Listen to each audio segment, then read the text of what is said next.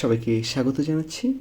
আজকে মুসলিমদের একটা গুরুত্বপূর্ণ দিন, ঈদে মিলাদুন্নবী, যে দিনে মুসলিম উম্মার সর্বশ্রেষ্ঠ এবং সর্বশেষ নবীর আবির্ভাব ঘটেছিল এই ধরাধামে।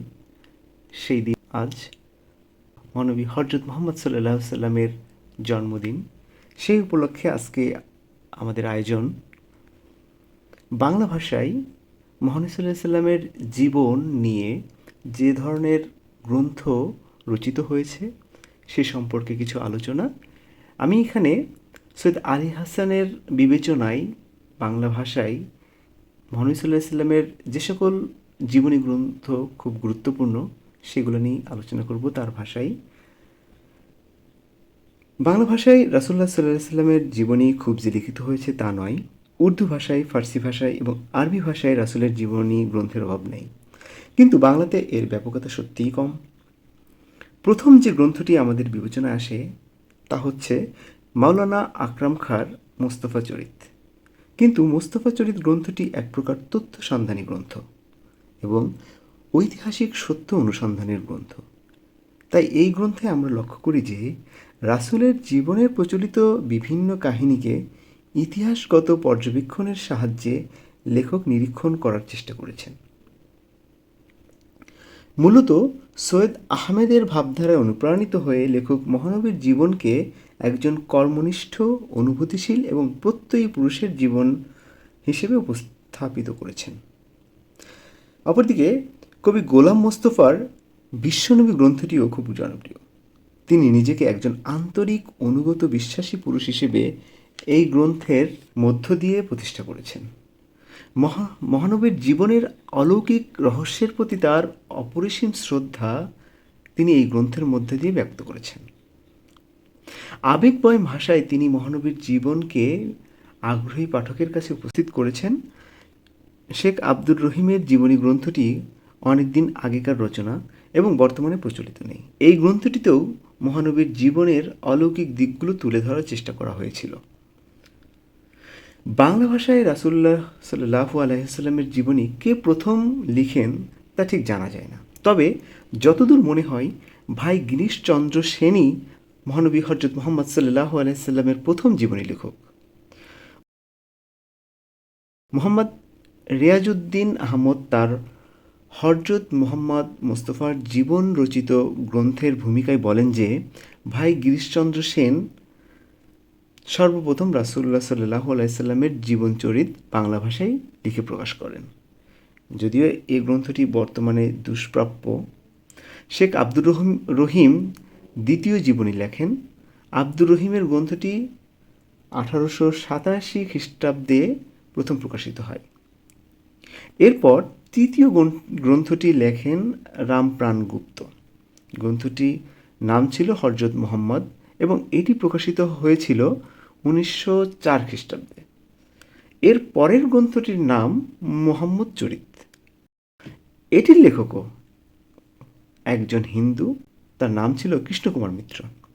1908 খ্রিস্টাব্দে আবুল হোসেনের লেখা হযরত মুহাম্মদের জীবনী প্রকাশিত হয়।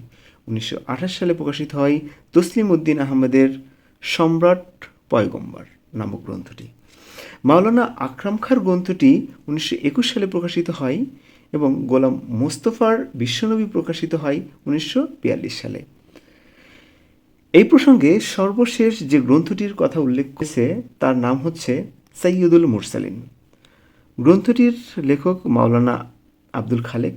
গ্রন্থটি 2 খণ্ডে প্রকাশিত হয় 1951 সালে। 2 খণ্ড মিলে গ্রন্থটির পৃষ্ঠা দাঁড়ায় 808 পৃষ্ঠা। বাংলা ভাষায় এটি রাসূলের সর্ববৃহৎ জীবনী। এ পর্যন্ত বাংলা ভাষায় প্রকাশিত রাসূলের জীবনী গ্রন্থগুলোর মধ্যে মাওলানা আব্দুল খালেকের গ্রন্থটি সর্বাপেক্ষা তথ্যবহুল এবং যতটা সম্ভব তিনি রাসূলের জীবনের প্রধান প্রধান সবকটি ঘটনাকেই উল্লেখ করার চেষ্টা করেছেন। মুদ্রণ বিভ্রাটের জন্য এবং ভাষার জটিলতার জন্য গ্রন্থটি পাঠে কিছুটা অসুবিধা হলেও তথ্যের দিক থেকে এই গ্রন্থটি সর্বাপেক্ষা নির্ভরযোগ্য।